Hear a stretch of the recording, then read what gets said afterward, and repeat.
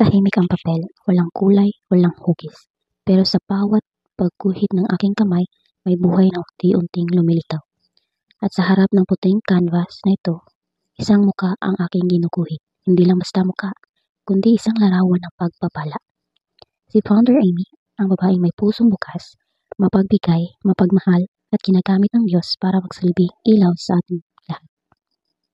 Sa aming agency, hindi lang premyo ang ibinibigay niya, kundi pag-asa.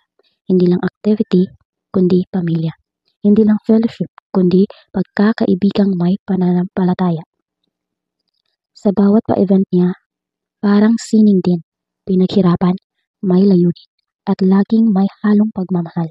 Habang hinahaplos ng aking lapis ang papel, nakikita ko hindi lang ang kanyang anyo, kundi ang kanyang puso.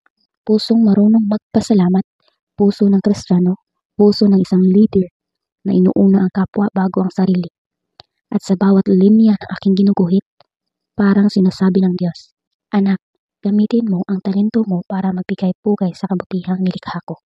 Kaya habang ginuguhit ko siya, hindi lang imahe ang binubuo ko, kundi kwento ng inspirasyon, kwento ng kabutihan, kwento ng isang founder na naging daluyan ng biyaya. At sa dulo ng aking obra, kapag nakita na ang kanyang muka, hindi lang siya ang makikita niyo. Makikita ninyo ang liwanag, ang malasakit, ang galak mula sa Diyos mismo. Si Founder Amy hindi lang pinuno, kundi isang larawan ng pagpapala.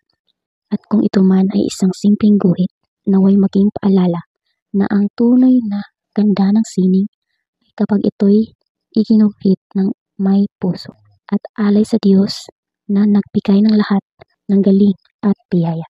Salamat, Ma'am Amy. Sa bawat linya ko ay alay sa inyong kabutihan at sa Diyos na patuloy na kumikilos sa pamamagitan ng mga tulad ninyo.